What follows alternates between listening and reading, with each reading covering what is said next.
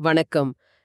Scooter வாங்குறதுக்கு அரசாங்கம் 20,000 ரூபாய் மானியம் கொடுக்குதுன்னு சொல்லி ஒரு வீடியோவை நீங்க எங்களுக்கு அனுப்பியிருந்தீங்க. பார்த்ததும் ஆஹா இது ஒரு சூப்பரான திட்டம் மாதிரி தெரியுதேன்னு தோணுச்சு. ஆனா இந்த மாதிரி விஷயங்கள்ல தான் நிறைய சிக்கல்கள் இருக்கும் இல்லையா? இது நிஜமாவே யாருக்கு கிடைக்கும்? அப்ளை பண்றது அவ்ளோ சுலபமா? ம். நீங்க அனுப்புன அந்த வீடியோவை வச்சு இந்த திட்டம் பத்தின எல்லாத்தையும் நம்ம ஆழமா அலச போறோம். வாங்க உள்ள போலாம். கண்டிப்பா. முதல்ல நம்ம புரிஞ்சுக்க வேண்டிய ஒரு விஷயம் இருக்கு. இந்த மானியத்தை கொடுக்கிறது தமிழ்நாடு கட்டுமான மற்றும் அமைப்புசாரா தொழிலாளர்கள் நல வாரியம். ஓ, அப்போ இது பொதுமான திட்டம் இல்ல. இல்ல. இது ஒரு குறிப்பிட்ட தொழிலாளர் குழுவை மட்டும் குறி வச்சு கொண்டு வந்த ஒரு திட்டம். இதுதான் இதுல நம்ம கவனிக்க வேண்டிய முதல் பாயிண்ட். ஆமா, இங்க தான் அசல் விஷயமே ஆரம்பிக்குது. நலவாரியம்னு சொன்ன உடனே அதுல பதிவு பண்ணிருக்கிற எல்லாருக்குமே இது கிடைக்குமா? வீடியோ பார்த்தா அப்படி தெரியலையே. கரெக்ட். கிடைக்காது. அதுதான் இதுல இருக்கிற முக்கியமான ஒரு நுணுக்கம். இந்த திட்டம் பிரத்யேகமா கிக் தொழிலாளர்கள், அதாவது கிக் ஒர்க்கர்ஸுக்காக கொண்டு வரப்பட்டது. கிக் தொழிலாளர்கள்னா வீடியோல ரொம்ப தெளிவா சொல்றாங்க. இந்த ஸ்விக்கி, ஜொமேட்டோ, அமேசான், பிளிப்கார்ட் இதுல எல்லாம் டெலிவரி வேலை பார்க்கறவங்க, கரெக்டா? ஆமா. ஆன்லைன்ல ஆர்டர் பண்ற பொருட்களை வீடு வீடா கொண்டு போய் சேர்க்கறாங்கல்ல, அவங்க தான். அப்போ ஒருத்தர் வேற தொழில் செஞ்சு நலவாரியத்துல பதிவு பண்ணியிருந்தா அவங்களுக்கு இது பொருந்தாது. நீங்க ஒரு கட்டிட தொழிலாளியா இருக்கலாம், இல்ல வேற ஏதாவது அமைப்பு சாரா தொழில் செய்யலாம். ஆனா இந்த குறிப்பிட்ட ஸ்கூட்டர் மானியத்துக்கு நீங்க தகுதி பெற மாட்டீங்க. இது முழுக்க முழுக்க டெலிவரி பார்ட்னர்ஸை மனசுல வச்சு வடிவமைச்சது. நீங்க சொல்றது சரிதான். அவங்களோட பெட்ரோல் செலவை குறைக்கிறதும் ஒரு நோக்கமா இருக்கும் இல்லையா? நிச்சயமா. அவங்க ஒரு நாளைக்கு எவ்வளவு தூரம் பயணிக்கிறாங்க, அதனால இது அவங்களுக்கு ஒரு நேரடி பொருளாதார உதவி மாதிரி. சரி, இன்னொரு கேள்வி. இது எலக்ட்ரிக் ஸ்கூட்டருக்கு மட்டும்தானா? நான் ஒரு பெட்ரோல் பைக் வாங்கினா இல்ல, கிடைக்காது. இந்த மானியம் மின்சார வாகனங்களுக்கு மட்டும்தான். ரொம்ப தெளிவா வீடியோல சொல்லியிருக்காங்க. ஓகே. அரசாங்கம் இப்போ எலக்ட்ரிக் வாகனங்களை ஊக்குவிக்குதுல்ல, இது அதுல ஒரு படி. ஒரு நிமிஷம். இங்க தான் வீடியோல எனக்கு ஒரு ஆச்சரியமான விஷயம் தெரிஞ்சது. என்கிட்ட ஏற்கனவே ஒரு பைக் இருக்கு. அப்படி இருந்தாலும் நான் இந்த மானியத்துக்கு விண்ணப்பிக்க முடியுமா? ஆமா, முடியும். அதுதான் இந்த திட்டத்தோட ஒரு பெரிய பிளஸ் பாயிண்ட். அப்படியா? உங்க பேர்ல ஏற்கனவே ஒரு வாகனம் இருந்தாலும் சரி, நீங்க ஒரு கிக் தொழிலாளியா இருந்து புதுசா ஒரு ஸ்கூட்டர் வாங்க போறீங்கன்னா, நீங்க இந்த மானியத்துக்கு தகுதியானவர் தான். ஓ, நிறைய பேர் என்கிட்ட பைக் இருக்கு. அதனால எனக்கு கிடைக்காதுன்னு தப்பா நினைச்சுக்க வாய்ப்பு இருக்கு. ஆமா. ஆனா அது உண்மை இல்ல. இது உண்மையிலே ஒரு நல்ல விஷயம். சரி, இப்போ தகுதி எல்லாம் இருக்குன்னு முடிவு பண்ணியாச்சு. அடுத்தது இந்த அப்ளிகேஷன் ப்ராசஸ். இதுவே 2 கட்டமா இருக்கு இல்லையா? ஆமா. இது ஒரு 2 படி செயல்முறை. முதல்ல நீங்க நல்ல வாரியத்துல ஒரு கிக் தொழிலாளரா பதிவு செய்யணும். ரெண்டாவதா அந்த பதிவை வச்சு மானியத்துக்காக தனியா விண்ணப்பிக்கணும். ஓகே. அப்ப முதல் படி ரொம்ப முக்கியம். அத சரியா பண்ணலனா? ரெண்டாவது படிக்கு போகவே முடியாது. கரெக்ட். சரி, அப்போ அந்த முதல் படிய கொஞ்சம் விரிவா பாப்போம். நல வாரியத்தோட வெப்சைட்டுக்கு போனதும் ஹோம் பேஜிலே கிக் வர்க்கர்ஸ்னு ஒரு லிங்க் இருக்குன்னு வீடியோல காட்டுறாங்க. ஆமா. பெருசாவே இருக்கும். அதை கிளிக் பண்ணி உள்ள போகணும். உள்ள போனதும் பதிவு பண்றதுக்கு சில டாக்குமெண்ட்ஸ் கையில வச்சுக்கிறது நல்லது. என்னென்ன வேணும்? உங்க மொபைல் நம்பர், அதுக்கு ஓடிபி வரும். அப்புறம் Aadhaar card, ration card, bank passbook, உங்க போட்டோ, கையெழுத்து இதெல்லாம் ஸ்கேன் பண்ணி வச்சுக்கிட்டா ப்ராசஸ் வேகமா முடியும். இதுல ஒரு சின்ன கண்டிஷன் சொல்றாங்க. வயது சான்றிதழுக்கு ஆதார் கார்டு ஏத்துக்க மாட்டாங்களாம். ஆமா. அதுக்கு பதிலா ரேஷன் கார்டு, வாக்காளர் அடையாள அட்டை இல்லனா டிரைவிங் லைசென்ஸ் கொடுக்கணும். டெலிவரி வேலைக்கு டிரைவிங் லைசென்ஸ் கண்டிப்பா இருக்கும். சோ அது பிரச்சனை இல்ல. ஆமா, அது இருக்கும். இந்த பதிவு முடிஞ்சதும் உங்களுக்கு ஒரு பதிவு எண், அதாவது ரெஜிஸ்ட்ரேஷன் நம்பர் கிடைக்கும். இதுதான் உங்களுக்கான சாவி மாதிரி. கரெக்ட். இந்த சாவியை வச்சு தான் நாம மானியத்துக்கான கதவை திறக்க போறோம். அப்போ 2வது படி மானியத்துக்கு விண்ணப்பிக்கிறது. அந்த பதிவு எண்ணை யூஸ் பண்ணி வெப்சைட்ல லாகின் பண்ணணும். ஆமா. புதுசா பதிவு பண்ணவங்களுக்கு பாஸ்வேர்ட் அவங்க பிறந்த தேதி தான். ஒருவேளை மறந்துட்டா கூட மாத்துறதுக்கு அங்க ஆப்ஷன் இருக்கு. உள்ள லாகின் பண்ணதும் ஒரு டேஷ்போர்ட் வருது. ஆமா. உங்களுக்கான ஒரு பிரத்யேக பக்கம் அது. அதுல நிறைய ஆப்ஷன்ஸ் இருக்கும். அதுல நாம தேட வேண்டியது ஸ்கூட்டர் சப்சிடிங்கிற ஆப்ஷனு. அத கிளிக் பண்ணா ஒரு அப்ளிகேஷன் ஃபார்ம் ஓபன் ஆகும். அதுல நம்ம பேரு, முகவரி எல்லாம் ஏற்கனவே இருக்கும் இல்லையா? ஆமா. நலவாரியத்துல பதிவு பண்ணும்போதே கொடுத்த தகவல்கள் அதுல வந்துடும். இப்போ நாம சில முக்கியமான டாக்குமெண்ட்ஸை அப்லோட் பண்ணணும். இங்க தான் கொஞ்சம் கவனமா இருக்கணும். சரி, என்னென்ன டாக்குமெண்ட்ஸ் அது?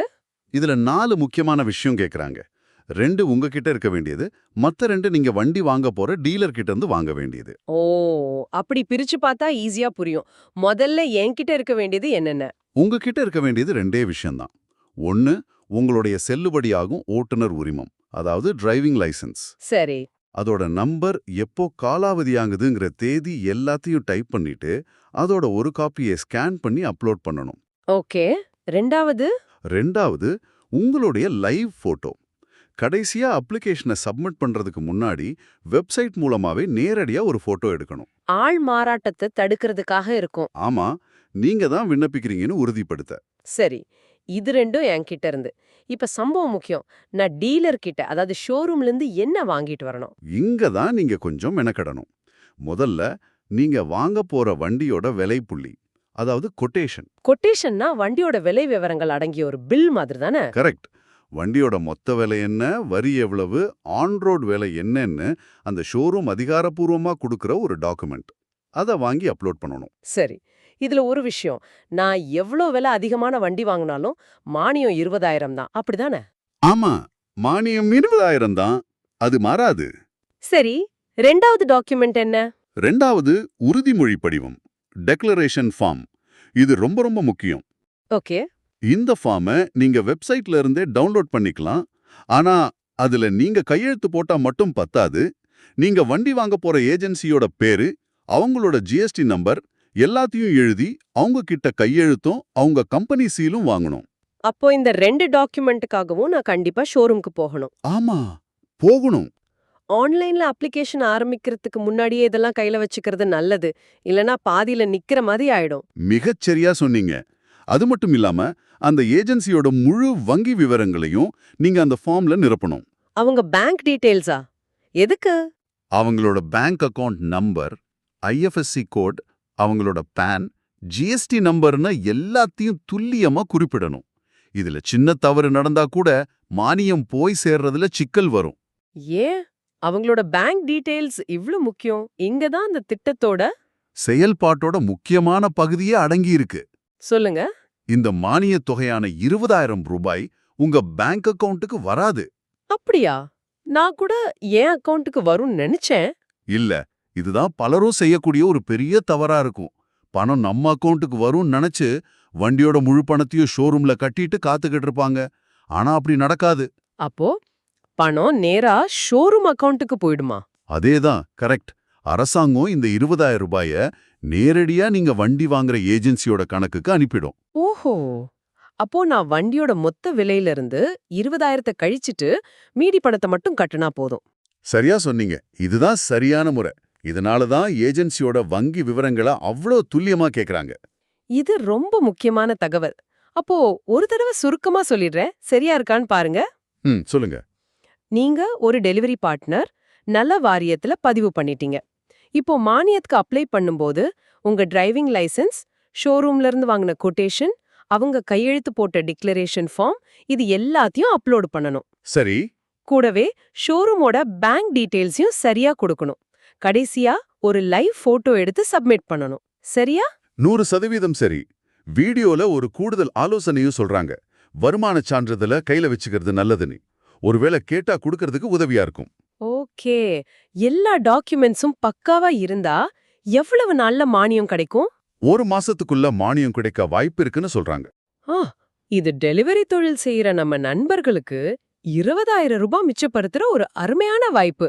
ஆனா இதுக்கு நல வாரியத்துல சரியா பதிவு செய்யறதுல இருந்து ஷோரூம்க்கு நேர்ல போய் டாக்குமெண்ட்ஸ் வாங்குறது வரைக்கும் கொஞ்சம் முயற்சி எடுக்கணுங்கிறது தெளிவா புரியுது. இந்த முழு ப்ராசஸையும் பார்க்கும்போது இது எனக்கு ஒரு முக்கியமான கேள்வி எழுப்புது. என்ன அது? அரசாங்கம் ஒரு நல்ல நோக்கத்துல இந்த மாதிரி ஒரு நலத்திட்டத்தை ஆன்லைன்ல கொண்டு வருது. சரிதான். ஆனா இந்த வெப்சைட்டை பயன்படுத்த தேவையான டிஜிட்டல் அறிவு, அதாவது டிஜிட்டல் லிட்ரசி நம்ம மக்கள்ல எத்தனை பேர்கிட்ட இருக்கு? நீங்க கேக்குறது ரொம்ப நியாயமான கேள்வி. ஒரு ஸ்மார்ட் போன் வச்சிருக்கிற எல்லாராலையும் இந்த மாதிரி ஒரு அப்ளிகேஷன் ப்ராசஸ சுலபமா செஞ்சிட முடியுமான்னு கேட்டா சந்தேகம்தான்.